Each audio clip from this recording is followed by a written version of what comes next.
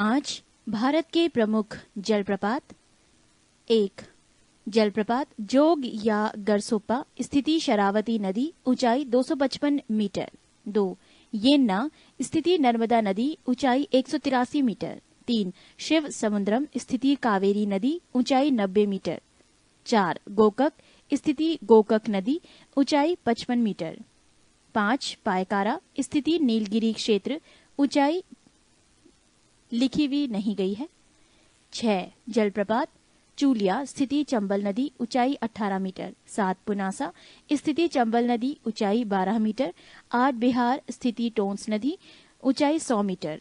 9. धुआंधार, स्थिति नर्मदा नदी, ऊंचाई 10 मीटर। 10. हुंडरू, स्थिति स्वर्ण रेखा नदी, ऊंचाई 174 मीटर। 6. भारत की जलवायु। जलवायु किसी क्षेत्र में लंबे समय तक जो मौसम की स्थिति होती है उसे उस स्थान की जलवायु कहते हैं। भारत की जलवायु उष्णकटिबंधीय मानसूनी जलवायु है। मौसम किसी स्थान पर थोड़े समय की, जैसे एक दिन या एक सप्ताह की वायुमंडलीय अवस्थाओं को वहां का मौसम कहते हैं। भारत में मौसम संबंधी सेवा सन 1875 ईस्वी में आरंभ की गई थी। तब इसका मुख्यालय शिमला में था। प्रथम विश्व युद्ध के बाद इसका मुख्यालय पुणे लाया गया। अब भारत के मौसम संबंधी मानचित्र वहीं से प्रकाशित होते हैं। भारतीय जलवायु को मानसून के अलावे प्रभावित करने वाले 2 प्रमुख कारक हैं। 1. उत्तर में हिमालय पर्वत, इसकी उपस्थिति के कारण मध्य एशिया से आने वाली शीतल हवाएं भारत में नहीं आ पाती हैं। 2. दक्षिण में हिंद महासागर, इसकी उपस्थिति एवं भूमध्य रेखा की समीपता के कारण उष्णकटिबंधीय जलवायु अपने आदर्श स्वरूप में पाई जाती है। मानसूनी पवनों द्वारा समय समय पर अपनी दिशा पूर्णतया बदल लेने के कारण भारत में निम्न 4 ऋतु चक्रवात पाई जाती है। 1. शीत ऋतु 15 दिसंबर से 15 मार्च तक। 2. ग्रीष्म ऋतु 16 मार्च से 15 जून तक। 3. वर्षा ऋतु 16 जून से 15 सितंबर। 4. शरद ऋतु 16 सितंबर से 14 दिसंबर। नोट: ये तिथियां एक सामान्य सीमा रेखा को तय करती है। मानसून पवनों के आगमन एवं प्रत्यावर्तन में होने वाला विलंब इनको पर्याप्त रूप से प्रभावित करता है। उत्तर भारत के मैदानी भागों में शीत ऋतु में वर्षा पश्चिमी विक्षोभ या जेट स्ट्रीम के कारण होती है। जाड़े के दिनों में जनवरी से फरवरी महीने में तमिलनाडु के तटों पर वर्षा लौटती हुई मानसून या उत्तरी पूर्वी मानसून के कारण होती है। ग्रीष्म ऋतु में असम एवं पश्चिम बंगाल राज्यों में तीव्र आर्द्र हवाएं चलने लगती हैं, जिनसे गरज के साथ वर्षा हो जाती है। इन हवाओं को पूर्वी भारत में नॉर्वेस्टर एवं बंगाल में काल वैशाखी के नाम से जाना जाता है। कर्नाटक में इसे चेरी ब्लॉसम कहा जाता है, जो कॉफी की कृषि के लिए लाभदायक होता है। आम की फसल के लिए लाभदायक होने के कारण इसे दक्षिण भारत में आम्र वर्षा, मैंगो शावर कहते हैं। उत्तर पश्चिम भारत के शुष्क भागों में ग्रीष्म ऋतु में चलने वाली गर्म एवं शुष्क हवाओं को लू कहा जाता है। पृष्ठ 161। वर्षा ऋतु में उत्तर पश्चिम भारत तथा पाकिस्तान में उष्ण दाब का क्षेत्र बन जाता है, जिसे मानसून गर्त कहते हैं। इसी समय उत्तरी अतः उष्ण अभिसरण NITC उत्तर की ओर खिसकने लगती है, जिसके कारण विषुवत रेखीय पछुआ पवन एवं दक्षिणी गोलार्ध की दक्षिण पूर्व वाणिज्यिक पवन विषुवत रेखा को पार कर फेरल के नियम का अनुसरण करते हुए भारत में प्रवाहित होने लगती है, जिसे दक्षिण पश्चिम मानसून के नाम से जाना जाता है। भारत की अधिकांश वर्षा लगभग 80% इसी मानसून से होती है। भारत की प्रायद्वीपीय आकृति के कारण दक्षिण पश्चिम में के मानसून 2 शाखाओं में विभाजित हो जाता है। 1. अरब सागर की शाखा तथा 2. बंगाल की खाड़ी की शाखा। अरब सागर शाखा का मानसून सबसे पहले भारत के केरल राज्य में जून के प्रथम सप्ताह में आता है। यहाँ ये पश्चिमी घाट पर्वत से टकराकर केरल के तटों पर वर्षा करती है। इसे मानसून प्रस्फोट, मानसून ब्रस्ट कहा जाता है। गारो, खासी एवं जयंतिया पहाड़ियों पर बंगाल की खाड़ी से आने वाली हवाएं दक्षिण से पूर्व मानसून की शाखा अधिक वर्षा लाती है, जिसके कारण यहाँ स्थिति मावसिन राम मेघालय विश्व में सर्वाधिक वर्षा प्राप्त करने वाला स्थान है, लगभग 1141 सेंटीमीटर। मानसून की अरब सागर शाखा तुलनात्मक रूप से अधिक शक्तिशाली होती है। दक्षिण पश्चिम मानसून द्वारा लाए कुछ आर्द्रता का 65% भाग अरब सागर से एवं 35% भाग बंगाल की खाड़ी से आता है। मौसम के अनुसार वर्षा का वितरण। वर्षा का मौसम: दक्षिण पश्चिम मानसून समयावधि जून से सितंबर तक। वार्षिक वर्षा का प्रतिशत 73.7%। परवर्ती मानसून काल। समयावधि अक्टूबर से दिसंबर तक। वार्षिक वर्षा का प्रतिशत 13.3%। पूर्व मानसून काल। समयावधि मार्च से मई तक। वार्षिक वर्षा 10.0%। शीत ऋतु या उत्तर पश्चिम मानसून। समयावधि जनवरी से फरवरी। वार्षिक वर्षा का प्रतिशत 2.6%। अरब सागरीय मानसून की एक शाखा सिंध नदी के डेल्टा क्षेत्र से आगे बढ़कर राजस्थान के मरुस्थल से होती हुई सीधे हिमालय पर्वत से जा टकराती है एवं वहां धर्मशाला के निकट अधिक वर्षा कराती है। राजस्थान में इसके मार्ग में अवरोध न होने के कारण वर्षा का अभाव पाया जाता है, क्योंकि अरावली पर्वतमाला इनके समानांतर पड़ती है। तमिलनाडु पश्चिमी घाट के पर्वत वृष्टि छाया क्षेत्र में पड़ता है, अतः यहाँ दक्षिण पश्चिम मानसून द्वारा काफी कम वर्षा होती है। शरद ऋतु को मानसून प्रत्यावर्तन का काल, रिट्रीटिंग मानसून सेशन कहा जाता है। इस ऋतु में बंगाल की खाड़ी एवं अरब सागर में उष्णकटिबंधीय चक्रवातों की उत्पत्ति होती है। इन चक्रवातों से पूर्वी तटीय क्षेत्रों में, मुख्यतः आंध्र प्रदेश एवं उड़ीसा तथा पश्चिमी तटीय क्षेत्र में गुजरात में काफी क्षति पहुंचती है। 7. भारत की मिट्टी। मिट्टी के अध्ययन के विज्ञान को मृदा विज्ञान पेडोलॉजी कहा जाता है। भारतीय कृषि अनुसंधान परिषद ने भारत की मिट्टियों को 8 वर्गों में विभाजित किया है, जो निम्न है। 1. जलोढ़ मिट्टी एल्यूवायल सॉइल। 2. काली मिट्टी ब्लैक सॉइल। 3. लाल मिट्टी रेड सॉइल। 4. लेटराइट मिट्टी लेटराइट सॉइल। 5. मरुस्थलीय मिट्टी डेजर्ट सॉइल। 6. क्षारीय मिट्टी एल्कालाइन सॉइल। 7. पीचमय और जैव मिट्टी पीट्स सॉइल। 8. वन्य मिट्टी फॉरेस्ट सॉइल। पृष्ठ 162। 1. जलोढ़ मिट्टी एल्यूवायल सॉइल।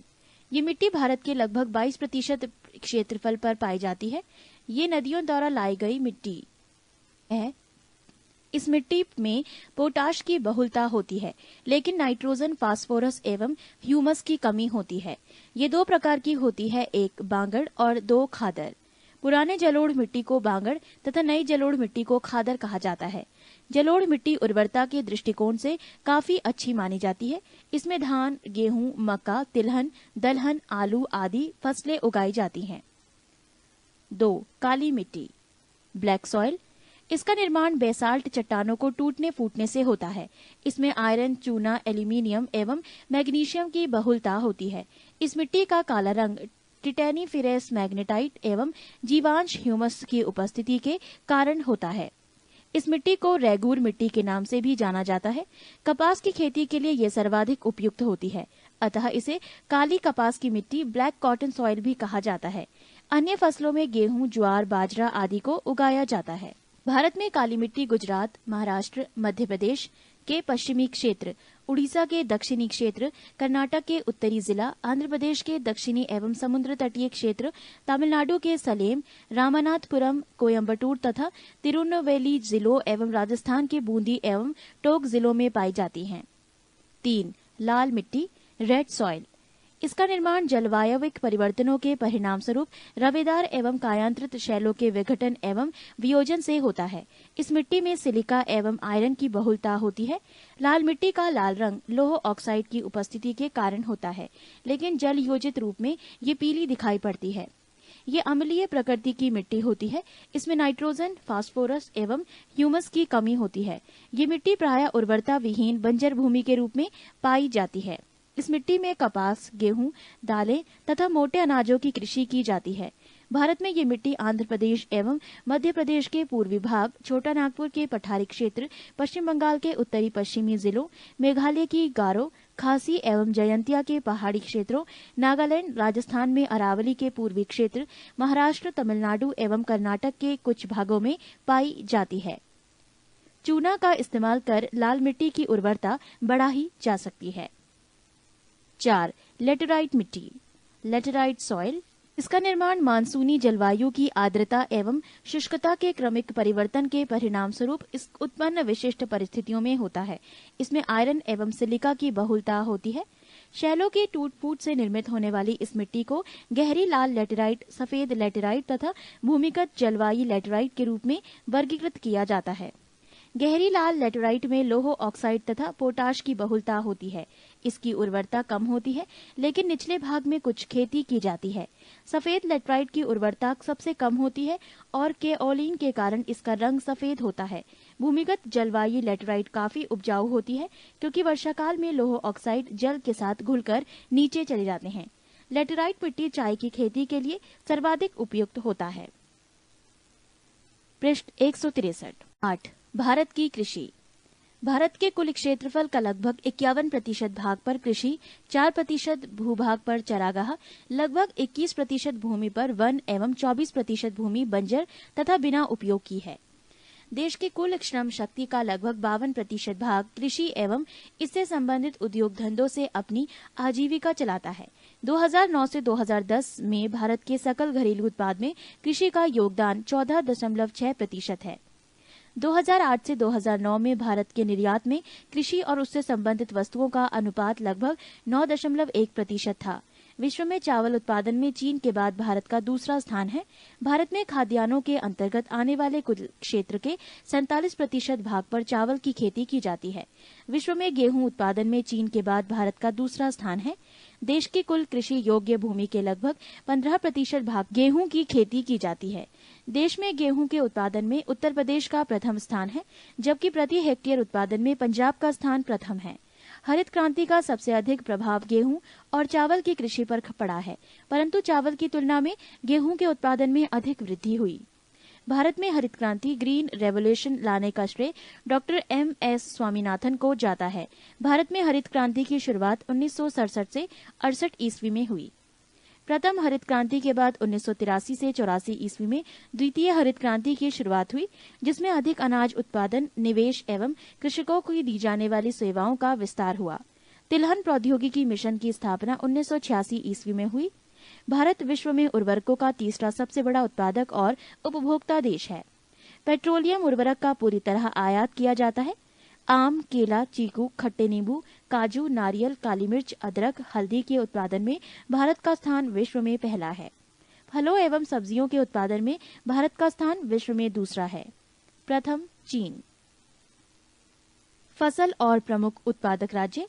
चावल पश्चिम बंगाल, उत्तर प्रदेश, आंध्र प्रदेश, बिहार एवं पंजाब। गेहूं उत्तर प्रदेश, पंजाब, हरियाणा, बिहार, मध्य प्रदेश एवं राजस्थान। ज्वार महाराष्ट्र, कर्नाटक, मध्य प्रदेश एवं आंध्र प्रदेश। बाजरा गुजरात, राजस्थान एवं उत्तर प्रदेश।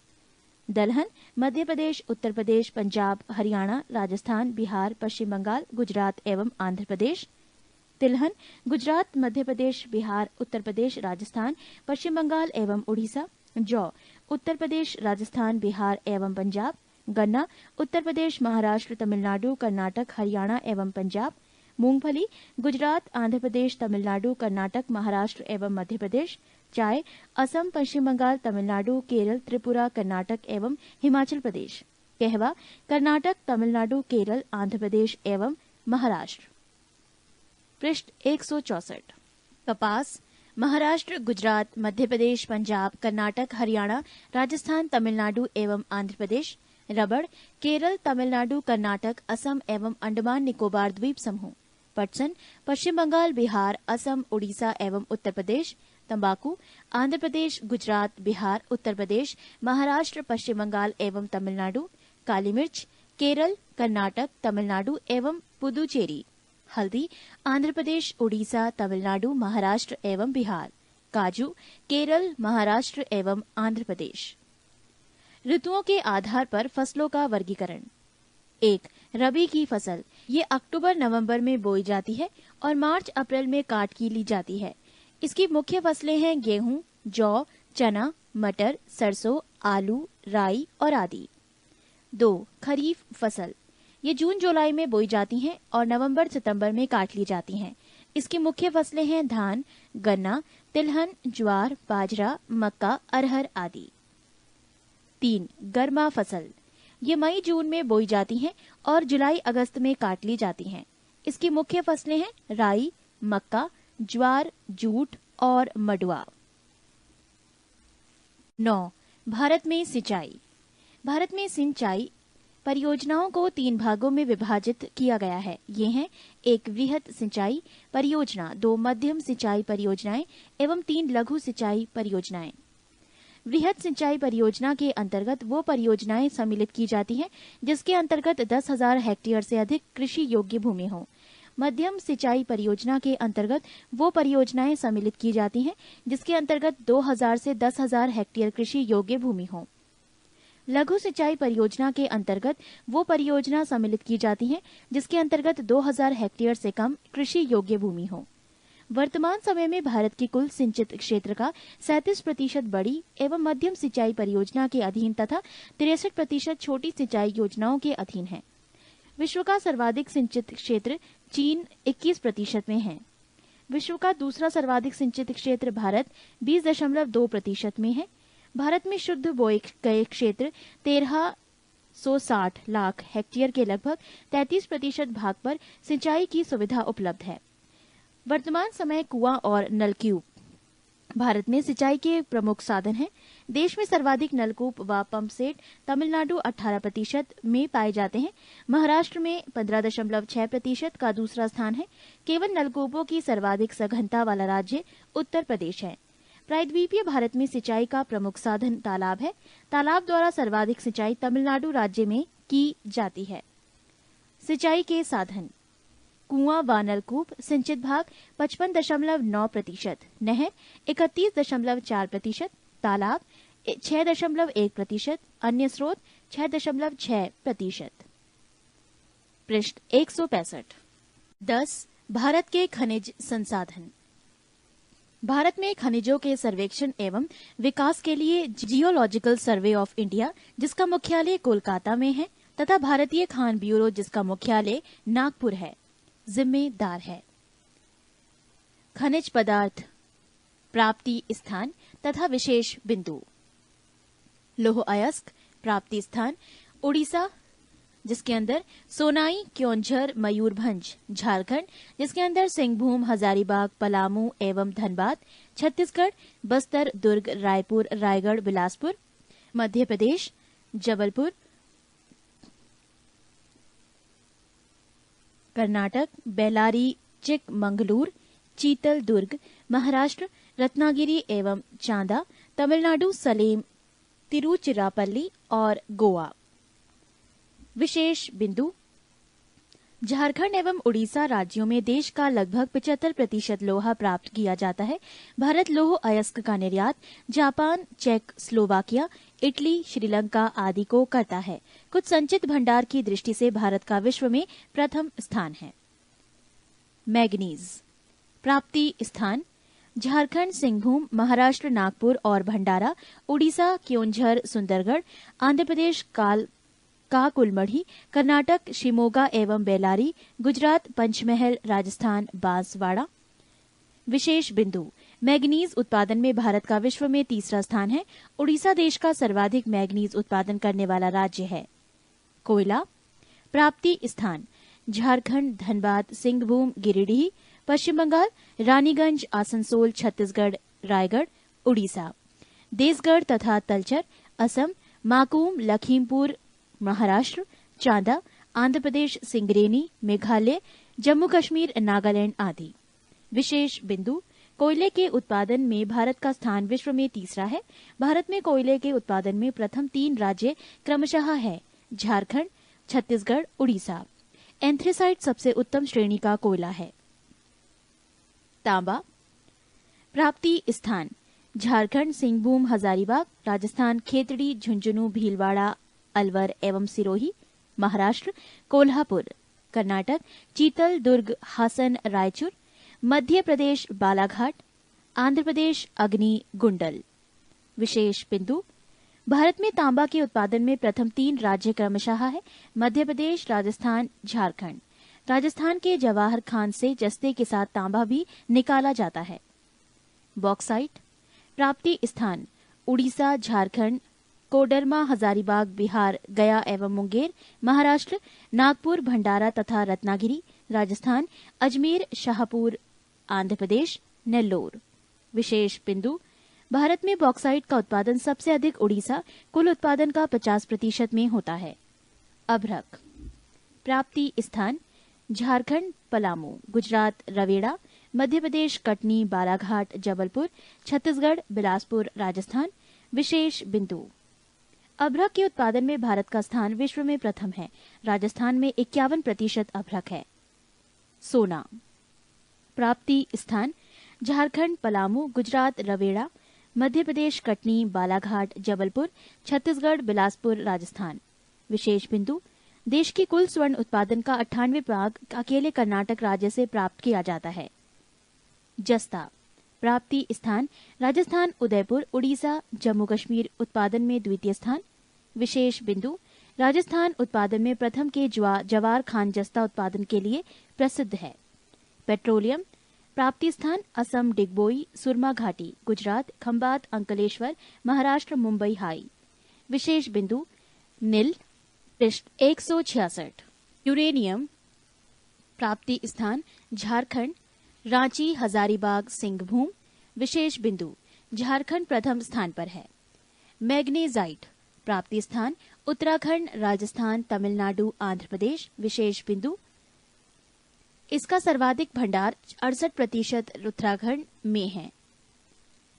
थोरियम। प्राप्ति स्थान राजस्थान, पाली, भीलवाड़ा। विशेष बिंदु विश्व का सबसे बड़ा थोरियम निर्माता देश भारत है। चांदी। प्राप्ति स्थान राजस्थान, जवार खान, कर्नाटक, चित्रदुर्ग, बेलारी, आंध्र प्रदेश, कुडप्पा, गुंटूर, झारखंड, संथाल परगाना, सिंहभूम। विशेष बिंदु नील। क्रोमाइट। प्राप्ति स्थान झारखंड एवं उड़ीसा। विशेष बिंदु इसके उत्पादन में उड़ीसा प्रथम स्थान पर है। टंगस्टन। प्राप्ति स्थान राजस्थान, तमिलनाडु, कर्नाटक। विशेष बिंदु इसके मुख्य भंडार देगाना राजस्थान में है। हीरा। प्राप्ति स्थान मध्य प्रदेश, पन्ना खान। सीसा। झारखंड, हजारीबाग, राजस्थान, चिचौली। लिग्नाइट। प्राप्ति स्थान तमिलनाडु, राजस्थान। विशेष बिंदु इसका सर्वाधिक भंडार तमिलनाडु में है। 4. भारत की प्रमुख झीलें। 1. डल झील, संबंधित राज्य जम्मू कश्मीर। 2. वुलर झील, जम्मू कश्मीर। 3. बैरीनाग झील, जम्मू कश्मीर। मानस बल झील, जम्मू कश्मीर। राजसमंद झील, राजस्थान। पिछौला झील, राजस्थान। सांभर झील, राजस्थान। सातताल झील, उत्तराखंड। नैनीताल झील, उत्तराखंड। राक्सताल झील, उत्तराखंड। मालाताल झील, उत्तराखंड। हुसैन सागर झील, आंध्र प्रदेश। पुलिकट झील, तमिलनाडु। लोकाटक झील, मणिपुर। नागिन झील, जम्मू कश्मीर। शेषनाग झील, जम्मू कश्मीर। अनंतनाग झील, जम्मू कश्मीर। लुनकरसनर झील, राजस्थान। जयसमंद झील, राजस्थान। फतेह सागर झील, राजस्थान। डीडवाना झील, राजस्थान। देवताल झील, उत्तराखंड। नौ कुचियाताल झील, उत्तराखंड। खुरपाताल झील, उत्तराखंड। कोलेरू झील, आंध्र प्रदेश। चिल्का झील, उड़ीसा। लोनार झील, महाराष्ट्र। बेम्बानट झील, केरल। भारत की सबसे बड़ी तटीय झील चिल्का झील उड़ीसा है, जो खारे पानी की एक लैगून झील है। यहाँ नौसेना का प्रशिक्षण केंद्र भी है। भारत की सबसे बड़ी और सबसे अधिक खारे पानी की झील सांभर झील, राजस्थान है। भारत में सबसे बड़ी मीठे पानी की झील वुलर झील, जम्मू कश्मीर है। भारत की सबसे बड़ी कृत्रिम झील गोविंद सागर झील पंजाब के रोपड़ जिले में सतलज नदी पर भाखड़ा नागल बांध से निर्मित हुआ है। बालसन, पहाड़ियों से घिरे अभिकेंद्रीय अपवाह वाले विस्तृत समतल गर्त को बालसन कहते हैं। प्लाया, चौरस सतह तथा अनप्रवाहित द्रोणी वाली छोटी झीलों को प्लाया कहते हैं। इसमें वर्षा की पानी जमा होती है, परंतु जल्दी ही भाप बनकर उड़ जाती है। पृष्ठ 160। सांभर एवं डीडवाना थार मरुस्थल के पूर्वी सिरे पर खारे पानी की झील है। सांभर झील बालसन का, डीडवाना झील प्लाया का उदाहरण है। भारत में सबसे अधिक ऊंचाई पर स्थित झील चोलामू झील, सिक्किम है। महाराष्ट्र के बुल्ढाना जिले में स्थित लोनार झील ज्वालामुखी उद्गार से बनी झील है।